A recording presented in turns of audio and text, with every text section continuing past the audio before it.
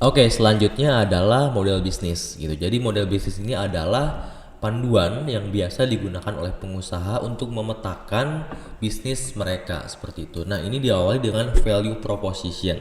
Value proposition itu adalah nilai dari perusahaan Bapak atau Ibu. Apa yang Bapak Ibu tawarkan, manfaat apa yang diberikan, keunggulan atau keunikan apa yang diberikan oleh perusahaan atau produk dari Bapak atau Ibu, seperti itu. Nah, dari keunggulan atau dari produk tersebut, itu siapa konsumennya. Nah, itu dari value proposition itu beralih ke sebelah kanan, yaitu di segmen pasar. Nah, agar bisa value proposition itu sampai kepada segmen pasar, maka harus menggunakan hubungan dengan konsumen dan juga dengan saluran. Hubungan dengan konsumennya apakah dengan pelayanan yang ramah atau medianya apa seperti itu, dan atau caranya seperti apa. Terus juga saluran itu berarti produknya itu agar sampai ke konsumen itu harus seperti apa gitu. Jadi kalau yang hubungan dengan konsumen itu sifatnya lebih kepada antara perusahaan yang mewakili perusahaan, misalnya customer service seperti itu kepada konsumen, sedangkan saluran itu antara produknya kepada konsumen seperti itu. Nah, itu caranya agar dari value dari nilai itu bisa sampai kepada segmen pasar seperti itu. Sedangkan untuk di sisi kiri itu ada yang namanya aktivitas bisnis, sumber daya dan juga partnership. Nah, aktivitas bisnis itu berupa apa saja yang menjadi kegiatan dari bisnis dari Bapak atau Ibu agar bisa menciptakan dari value proposition itu. Gitu. Kalau sumber daya artinya perlu apa saja sumber dayanya agar bisa menciptakan value proposition tadi. Seperti kalau partnership misalnya bisnisnya itu tidak bisa berjalan sendirian misalnya karena hanya fokus di penjualan misalnya. Jadi perlu ada orang yang memproduksi atau perlu ada orang yang mendistribusikan gitu kan. Jadi beli dari distributor seperti itu. Atau kalau misalnya bisnisnya adalah produksi berarti harus membeli sumber dayanya, misalnya membeli bahan bakunya seperti itu. Itu ada partnershipnya seperti itu. Nah, untuk yang bagian bawah itu ada struktur biaya dan juga ada sumber pendapatan. Artinya ini yang ada di atasnya itu adalah faktor-faktor penunjang untuk menghasilkan yang di bawah. Maksudnya adalah partnership, aktivitas biaya dan sumber daya itu adalah komponen-komponen yang akan menghasilkan biaya seperti itu. Jadi punya partner misalnya memang ada supplier bahan baku, artinya kita harus keluar uang untuk membeli bahan baku, maka masuk ke struktur biaya seperti itu. Aktivitas bisnis ada yang harus diproduksi, perlu keluar biaya listrik, air dan seterusnya. Sumber daya misalnya perlu laptop, smartphone seperti itu yang memang nanti keluar pulsa atau membelinya investasinya juga keluar uang, itu struktur biaya seperti itu.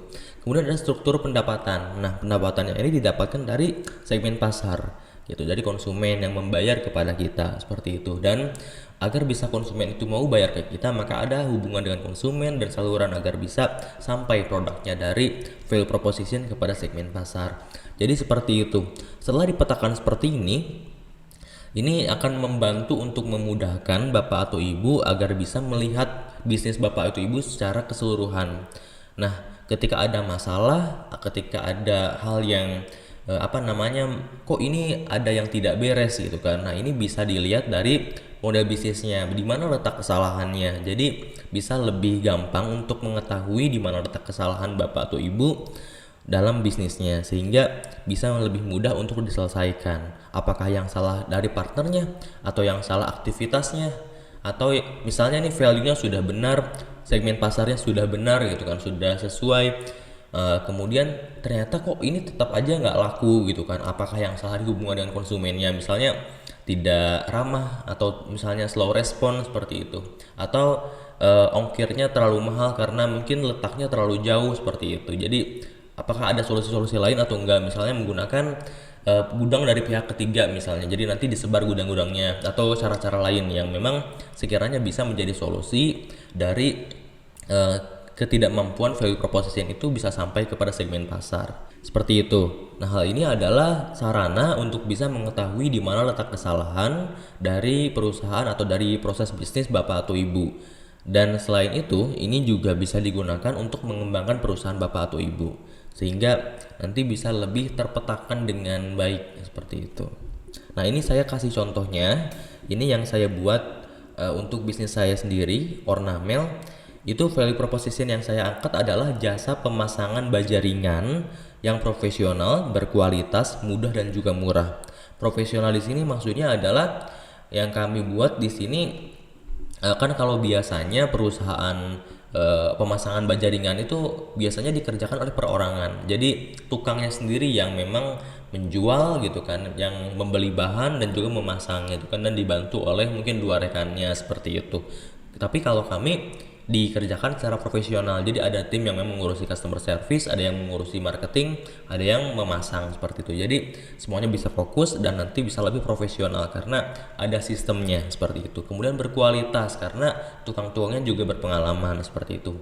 Mudah artinya konsumen itu bisa lebih mudah menghubungi kami gitu kan, dibanding misalnya orang yang memang tidak pernah punya kenalan dengan tukang-tukang, mereka akan kesulitan untuk mencari kenalan tukang gitu kan. Jadi tinggal cari kami seperti itu. Dan nah kemudian yang terakhir murah. Nah ini artinya bisa bersaing lah dengan pesaing seperti itu. Jadi saya tidak memposisikan perusahaan untuk lebih murah dari pesaing, tapi yang penting memang cukup bersaing gitu kan. Jadi yang memang ditonjolkan adalah profesionalitasnya itu dan mudahnya untuk bisa diakses seperti itu.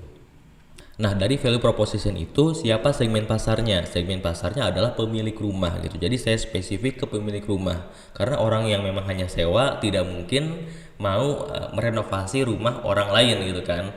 Nah, kemudian akhirnya saya spesifik pemilik rumah yang melek internet. Nah, karena memang saya hanya mengandalkan dari digital marketing, lari online, maka di sini yang menjadi konsumen saya adalah yang memang hanya melek internet gitu. Nah, karena juga wilayah yang saya gunakan itu hanya di DIY sementara ini, jadi saya di sini spesifikan untuk pemilik rumah yang melek internet di DIY. Jadi ini sudah cukup spesifik mengenai segmen pasarnya. Jadi tidak perlu untuk menggunakan usia seperti itu, jenis kelamin seperti itu, karena tidak semua bisnis perlu menggunakan hal itu gitu. Jadi untuk yang beberapa produk yang memang memerlukan usia seperti misalnya baju gitu kan, lebih sifatnya produk-produk lifestyle ya. Kalau produk seperti itu memang usia, jenis kelamin, pendapatan atau pengeluaran, gaya hidup itu perlu untuk ditambahkan. Tapi untuk produk yang seperti ini, konstruksi seperti ini, tidak semua segmen pasar tadi atau hal karakteristik dari segmen pasar itu tidak perlu semuanya untuk digunakan. Seperti itu. Jadi saya cukup untuk menggunakan pemilik rumah yang melek internet di DIY seperti itu. Nah, bagaimana agar value proposition-nya bisa sampai kepada segmen pasar yang tadi saya sebutkan, yaitu melalui hubungan dengan konsumen. Saya punya customer service yang siap melayani konsumen.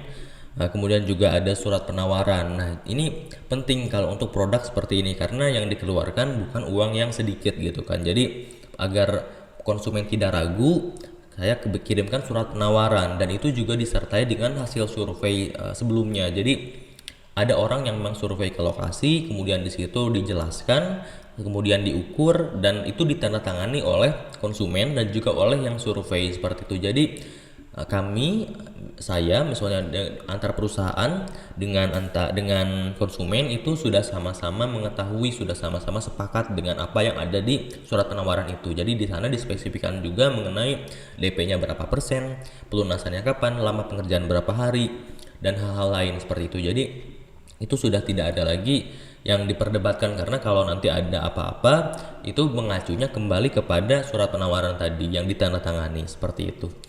Kemudian untuk salurannya di sini saya pakai website, Google Ads gitu kan untuk iklannya, WhatsApp dan juga ada pick up gitu kan karena harus membawa bahan dari supplier ke konsumen seperti itu. Jadi itu salurannya.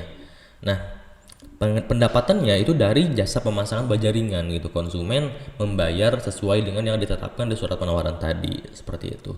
Kemudian untuk aktivitas bisnisnya di sini ada perencanaan gitu, terus ada pembelian bahan dan juga ada pemasangan. Itu proses bisnisnya itu kan. Terus sumber daya yang dibutuhkan laptop, smartphone karena saya juga menggunakan customer service untuk WhatsApp gitu kan atau untuk iklan, maka membutuhkan laptop dan juga smartphone. Tentu ada tukang dan juga ada manajemen yang akan mengatur semuanya. Kemudian untuk partnership gitu kan, ini ada supplier baja ringan, terus juga ada tukang yang memang outsourcing. Jadi seperti itu, ada tukang yang memang di internal, tapi juga kalau misalnya ternyata orderan lagi banyak, itu ada tukang yang outsourcing seperti itu. Nah ini pasti akan menimbulkan biaya. Jadi biayanya apa namanya dituliskan di struktur biaya tadi itu tenaga tenaga tukang, gaji manajemen, pembelian bahan, biaya iklan, biaya wifi seperti itu. Dan ini lebih baiknya lagi ada nominalnya gitu. Jadi nanti untuk bisa mengetahui apakah sumber pendapatannya itu bisa menghasilkan lebih banyak dibanding sumber biayanya atau struktur biayanya. Jadi secara umum bisa dilihat apakah ini menguntungkan atau tidak. Terus persentasenya berapa persen ini sudah sesuai dengan rata-rata industri atau belum. Kurang lebihnya seperti itu ya untuk model bisnis. Jadi nanti ketika ada kesalahan tertentu atau ketika pengen dikembangkan itu bisa lebih jelas untuk dipetakan ulang karena sudah dituliskan di bisnis model kanvas atau model bisnis ini seperti itu.